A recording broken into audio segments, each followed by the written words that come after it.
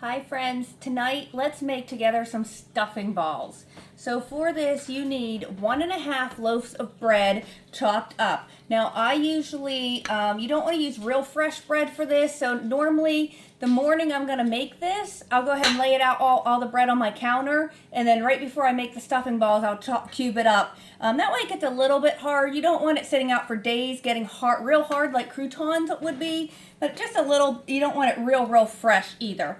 The other tip is I always, if like I have a little crust of bread that no one seems to be eating, I throw that in the freezer. Or if we're having hamburgers and there's 1 or 2 hamburger buns left over that no one's eating after a few days, I throw them in the freezer. And then when I need to make stuffing, I just pull all that bread out. You want about 1.5 loaves.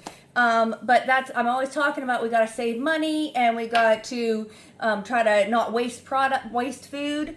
And so that's just a great way. Like I said, just if you have even a piece of bread that's just not getting eaten and it's getting kind of old, throw it in the freezer. And then when you need to make stuffing or stuffing balls, you can pull all those little individual pieces of bread out and go ahead and chop them up. So 1.5 loaves of bread cubed here. Next I have a 1/2 cup of butter that I melted in a pan, and I have about 1 small onion finely chopped and a couple stalks of celery finely chopped. And I boiled that together on the stove, sauteed it till the vegetables were nice and soft. So we're just going to add that right in with our bread cubes.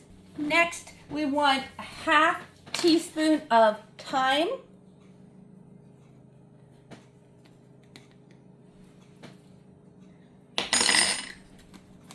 We want a little bit of salt and pepper.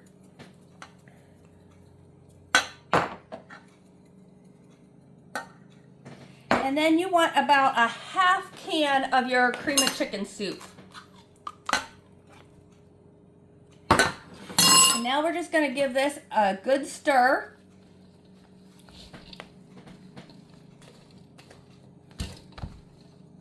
These are always really well received. People always like stuffing balls. In fact, I get requested to make them different times. And I'm just going to go ahead and use my hands at this point because I'm going to have to make them into balls anyway. So let's get all that onion and butter mixed in there.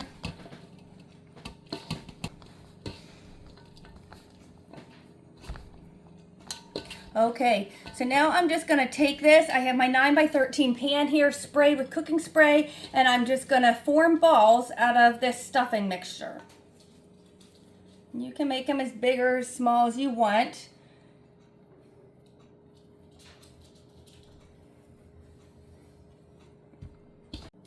All right, we got our stuffing all made into balls here. Now I took that other 1/2 can of the cream of chicken soup, put it in a bowl, and I have a 1/2 can of water here that I'm adding to it. I'm just going to whisk those together a little bit.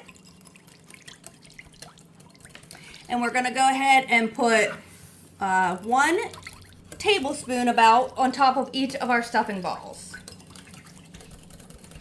Just want to whisk this together till it's nice and creamy.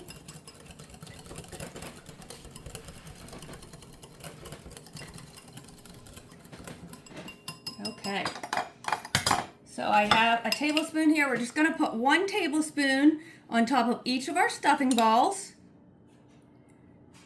About a tablespoon.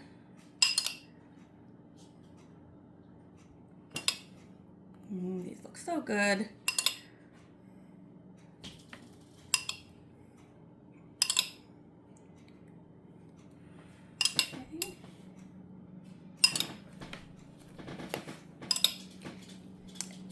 Then we are going to cover these with foil.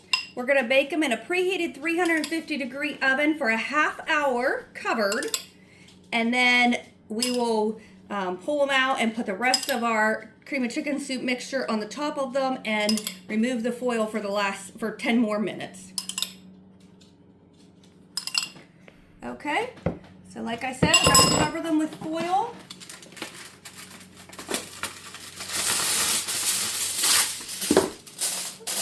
And we're going to put them in that preheated 350-degree oven for 30 minutes right now.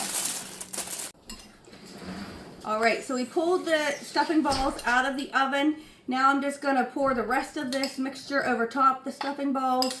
I went ahead and opened a second can of cream of chicken soup just because I didn't look like I had too much of the mixture left, and added a little extra water. So we're just pouring this over, and then we're going to put it back in the oven uncovered for 10 additional minutes.